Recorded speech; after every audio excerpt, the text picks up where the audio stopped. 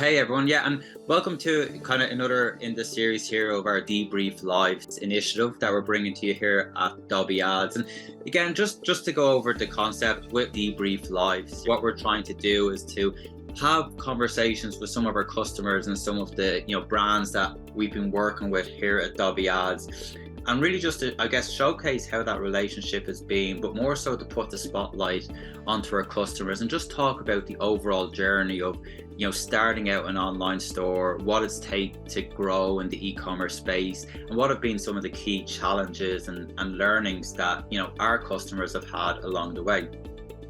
And we're really grateful today to have Eric joining us, who is the CEO at Red eCommerce. And Red eCommerce acquired the product and brand The Gardener's Friend in 2022. And yeah, today we're just looking to have a really simple informative conversation around the journey of The Gardener's Friend. So look, Eric, first of all, thank you so much for taking the time to speak to us today. And I was... Thank you for having me.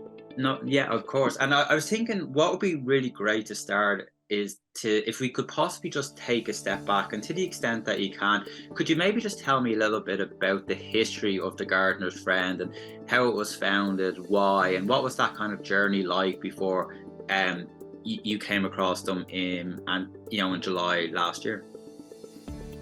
Yeah, no, thank you, Stephen. Just a little about my background. I'm an investor and operator, so I've both invested in companies over the years and also run them. And my wife and I were looking a little while back at the idea of acquiring a business that would we could run and learn about in an industry we didn't necessarily know a whole lot about. And my background is mainly in tech marketing and operating tech companies, and was fascinated with the whole world of e-commerce because it's it grew so much. This was still right after sort of COVID was settling down a little, yeah. And obviously e-commerce went through an enormous growth phase during the COVID period. And we managed to connect with a fellow named Paul Grimm, who lives in, of all places, lives in Nova Scotia, Canada. And just to show you sort of the brilliance of the e-commerce business concept, that someone anywhere in the world can start an e-commerce business. He's in a relatively remote part of one of the smaller provinces in Canada, and he started this successful e-commerce business.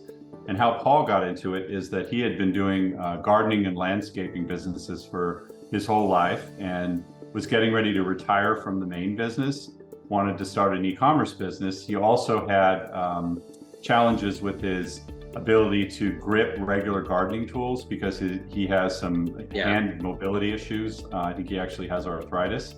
And he came up with, this is very typical of e-commerce, he came up with this brilliant idea to create a product that would help him, and then launched that product and used his need for it, his love of it, to create a really beloved brand, called The Gardener's Friend, and was quite successful for a few years, and then decided that it was time to move on to his next thing, and wanted to realize the sort of exit from that business. And we ended up partnering up together to do a deal, and we're able to make that happen last year. So that's kind of how everything came to happen. It started out as a small business run by a guy who really needed the product he was selling, and then it transitioned to a successful business that someone who's more of an investor and operator would ideally be able to take over, and that's how we got involved. Amazing.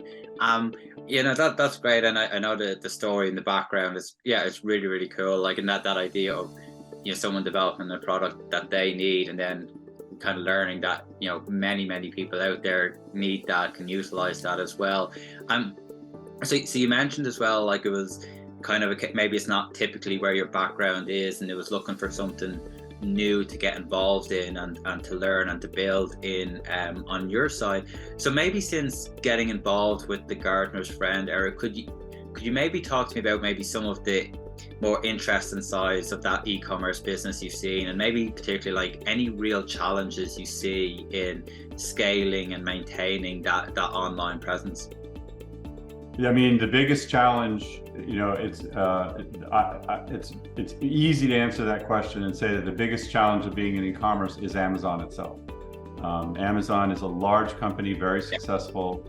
And they have, your people viewing this video may or may not know that Amazon have 1 million merchants on their platform, which is absolutely insane in my opinion. Like, how could you possibly have that many? And the vast majority of them are relatively small. So they do not have the resources to service all of those merchants. And a lot of what they do to support the merchant is done through technology and machine learning and AI. Yes. It works reasonably well, but it can be difficult when you have a very specific problem to solve, to get attention from someone who can solve the problem. By the way, this is a problem that's true of all big companies today. I believe many bigger companies have sought to use technology to reduce operating costs. Yeah. But sometimes when they do that, it's at the expense of high quality customer service. I'm not pointing fingers at Amazon. I'm just saying they have this huge, very powerful commerce engine and logistics engine. And when you plug into it and try to work in it, it can be very challenging. Once you figure it out, you can do very well, but it can take a while to figure out. And that's probably one of the biggest challenges. The other really big challenge of running an e-commerce business, whether it's on or off Amazon, is the supply chain. Yeah. And I like to joke that if someone had pointed me to exactly the right blog to read before I bought this business, which had like, here are the 5 things you need to know before you get into this type of business, I probably would have read it and maybe still not known what I needed to know. But your supply chain and your product quality is absolutely 100% the most important thing. I mean, it's really even secondary to understanding how Amazon works. If you don't have the best quality product and make sure that it's ordered in a time frame in which you would be in stock and that the customers love your product and give you good reviews, then you will not succeed in this environment at all. It doesn't matter how easy or difficult Amazon is to work with. The product quality is absolutely job one, as we say here in the States.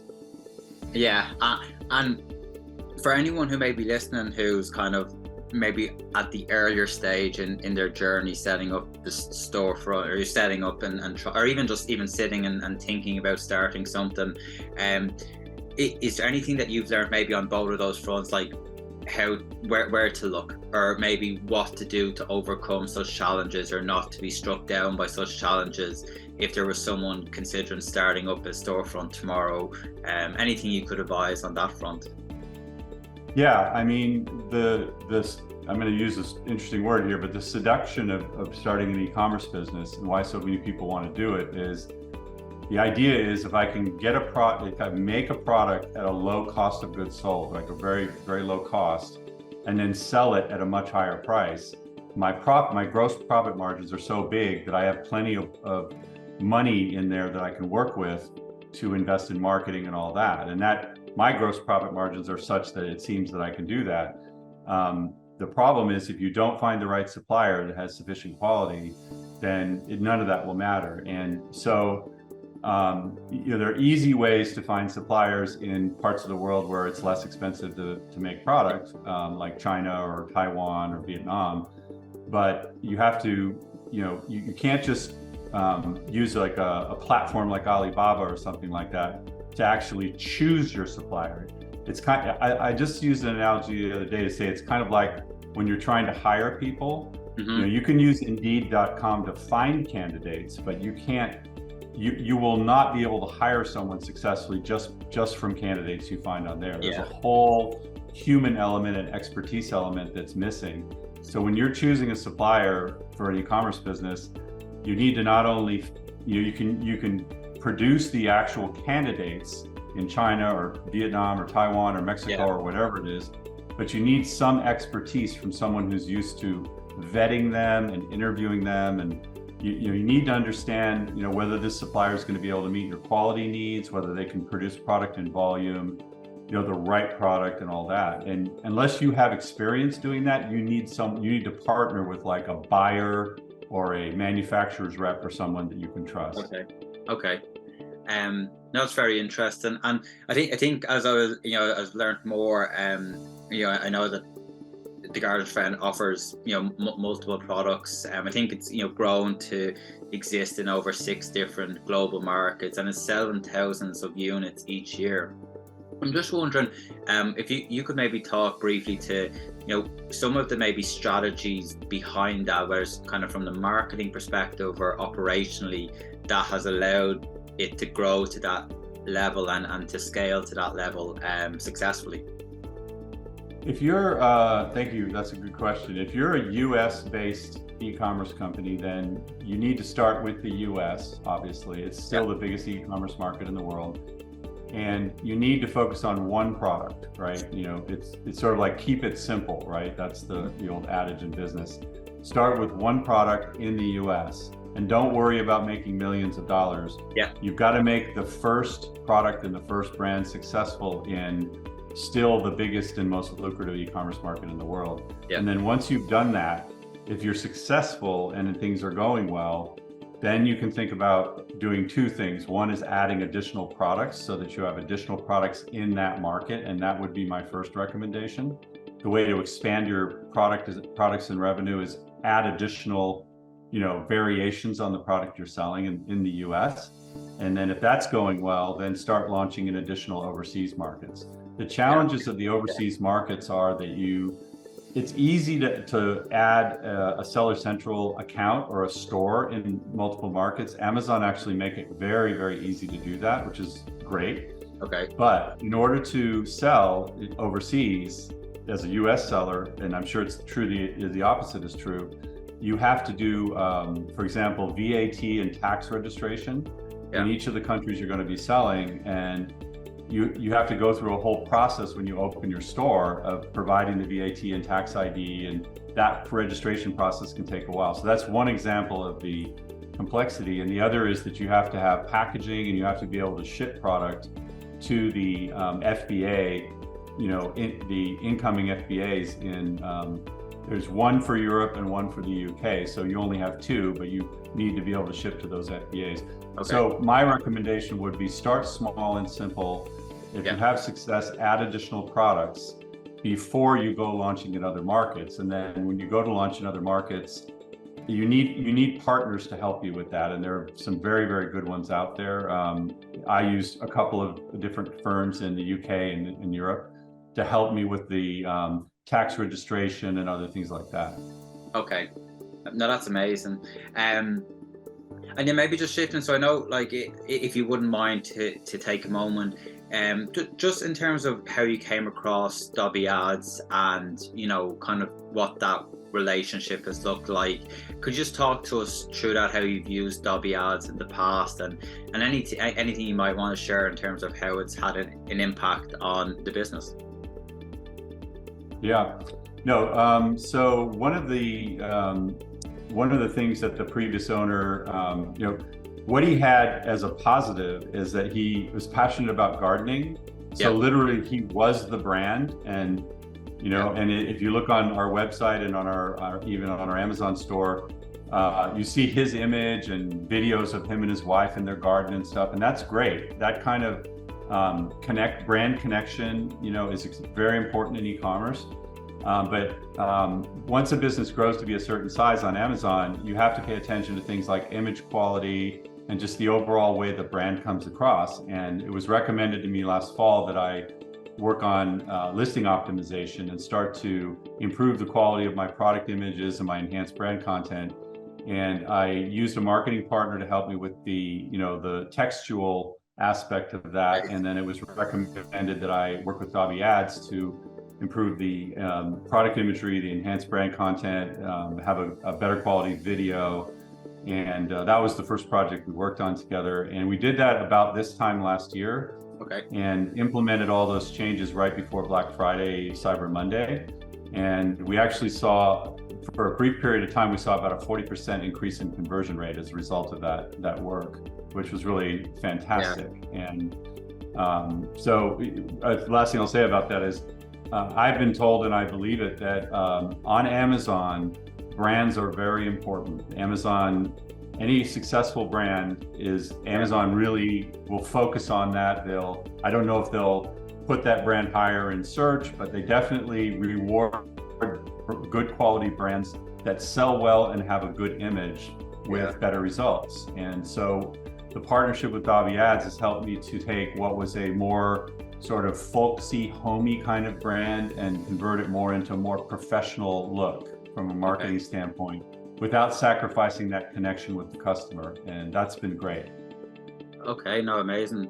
And yeah, I mean, maybe then, like you shared so much, so many nuggets there of information, Eric. But I guess if just to wrap up with one, final question, we always just like to ask if kind of you were going out tomorrow and you had a new product, you had a new product that has, say, worked well for you, and you think you could start a business selling on Amazon or Shopify. And to all of those listeners who are out there maybe thinking the same, what would be the sort of one main piece of advice that you would give to that person or to that company to help them set them up for success? I guess the one piece of advice I would give is that we have this expression in the United States where we say there's no such thing as a free lunch, yeah. Which I've been using in business for years. And I mean, the concept is that even though it seems easy to be successful on Amazon, on an e-commerce platform, because all you really have to do is have a product and open the store. It is not on Amazon, is try to understand before you do it how much is involved. You really do need that. And whether you spend time learning that yourself or you go find a consultant who can help you understand that and help you with the strategies and tactics of launching a business, you can't, if you dive right into it, you probably are going to have a difficult time. Yeah. And or you dive right into it and it doesn't work, and then you try something else, and eventually you hit on something that works. It's kind of like Thomas Edison, right? If you're willing to, try making a light bulb 1,000 times and finally make one that works, then that's great. But if you don't have that kind of patience, you need some help. You need expertise and help. And I don't mean hire me to help you. I mean go and look at some consultants, podcasters and stuff, and try to zero in on one who seems more genuine and not someone that's just trying to market themselves. But I would recommend investing in that before you start, because otherwise, it's very, that's my advice. No, it makes sense, because I think there's so many different moving parts to the whole thing. It's such a mammoth, and finding that right person or resource to help in the beginning before starting is super important. No, I agree. And but yeah, no, look, thanks so much, Eric. It was great kind of just having that conversation around the whole journey and looking at some of the different aspects that's helped the Gardener's Friend to become really successful and to continue that success. So yeah, we're hoping that kind of with this, for our listeners, anyone in that position will take some value in the nuggets of information that you shared today. And yeah, we really appreciate you joining from Oklahoma, and we wish you all the best. You bet. Thank you. All right, great.